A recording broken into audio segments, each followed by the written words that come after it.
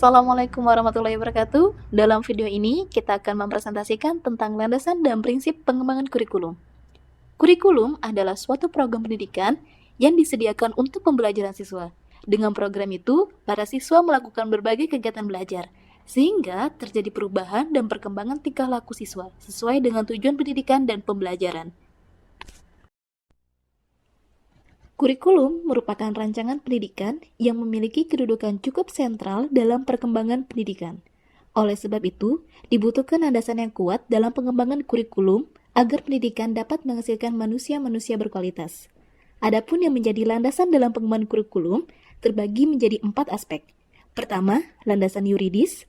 Kedua, landasan filosofis. Ketiga, landasan teoritis. Keempat, landasan empiris. Landasan yuridis. Secara yuridis, kurikulum adalah suatu kebijakan publik yang didasarkan kepada dasar filosofis bangsa dan keputusan yuridis di bidang pendidikan.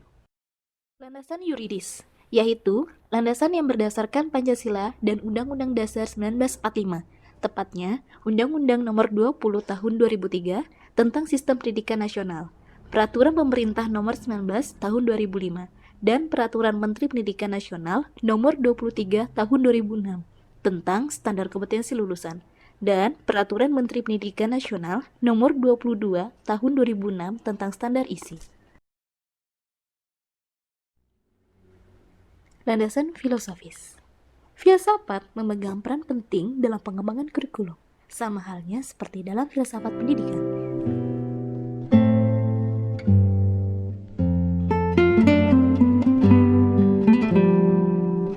Landasan filosofis yaitu landasan yang diambil dari hasil pemikiran-pemikiran pengamat pendidikan. Filosofi membahas segala permasalahan pendidikan dan peserta didik. Pengembangan kurikulum haruslah berakar pada budaya bangsa, kehidupan bangsa masa kini, dan kehidupan bangsa di masa mendatang untuk menjadi peradaban bangsa yang bermartabat dalam rangka mencerdaskan kehidupan bangsa. Landasan teoritis.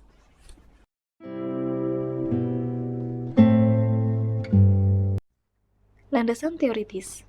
Teori pendidikan berdasarkan standar dan teori pendidikan berbasis kompetensi yang menetapkan standar nasional sebagai kualitas minimal hasil belajar yang berlaku untuk setiap kurikulum. Standar kualitas nasional dinyatakan sebagai standar kompetensi lulusan atau SKL. Standar kompetensi lulusan tersebut adalah kualitas minimal lulusan suatu jenjang atau suatu pendidikan. Landasan empiris. Dengan berbagai kemajuan yang telah dicapai, mutu pendidikan Indonesia harus terus ditingkatkan. Hasil studi ini menunjukkan perlu ada perubahan orientasi kurikulum dengan tidak membebani peserta didik dengan konten, namun pada aspek kemampuan esensial yang diperlukan semua warga negara untuk berperan serta dalam membangun negara pada masa yang akan datang.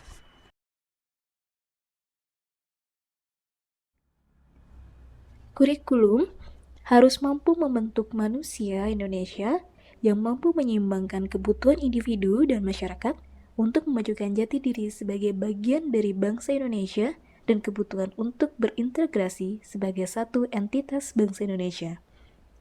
Oleh karena itu, kurikulum pada tingkat sekolah dasar perlu diarahkan kepada peningkatan 3 kemampuan dasar, yakni baca, tulis, dan hitung, serta pembentukan karakter.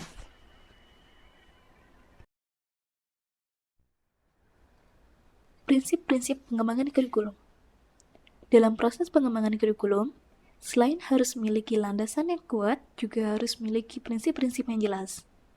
Prinsip-prinsip dasar pengembangan kurikulum berkedudukan sebagai petunjuk langsung dalam kegiatan pendidikan dan dalam bidang-bidang lainnya. Pengembangan kurikulum didasarkan pada prinsip-prinsip berikut ini. Prinsip relevansi. Prinsip relevansi adalah keserasian pendidikan dengan tuntunan masyarakat. Pendidikan dikatakan relevan jika hasil pendidikan tersebut berguna bagi masyarakat.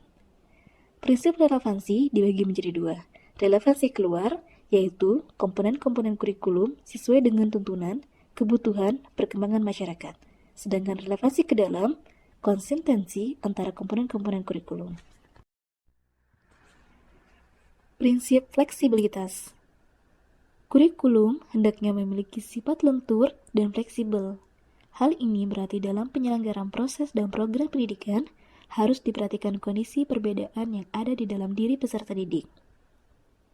Kurikulum solid tetapi pada pelaksanaan memungkinkan terjadinya penyesuaian terhadap peserta didik. Prinsip kontinuitas. Adanya kesinambungan sebab proses belajar siswa berlangsung secara berkesinambungan.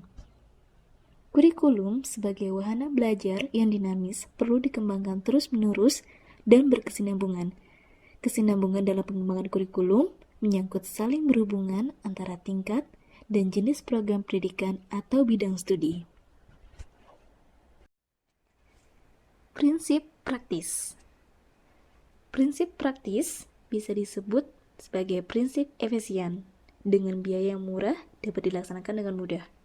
Kurikulum harus mudah dilaksanakan, menggunakan alat-alat sederhana dan biayanya juga murah. Tetap pelaksanaannya dan menghasilkan sesuatu dengan tidak membuang-buang waktu, tenaga, dan biaya. Prinsip efektivitas. Efektivitas dalam kegiatan berkenaan dengan sejauh mana apa yang direncanakan dan diinginkan dapat dilaksanakan atau dapat dicapai. Keberhasilan pelaksanaan kurikulum harus diperhatikan, baik kuantitas maupun kualitas.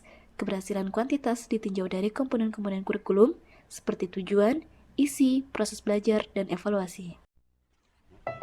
Sekian presentasi dari kami, semoga video ini bermanfaat bagi kita semua. Kurang lebihnya mohon maaf. Wassalamualaikum warahmatullahi wabarakatuh.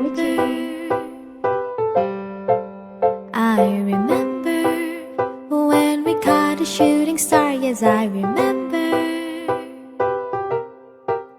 I remember all the things that we shared and the promise we made, just you and I remember all the laughter we shared, all the wishes we made upon the roof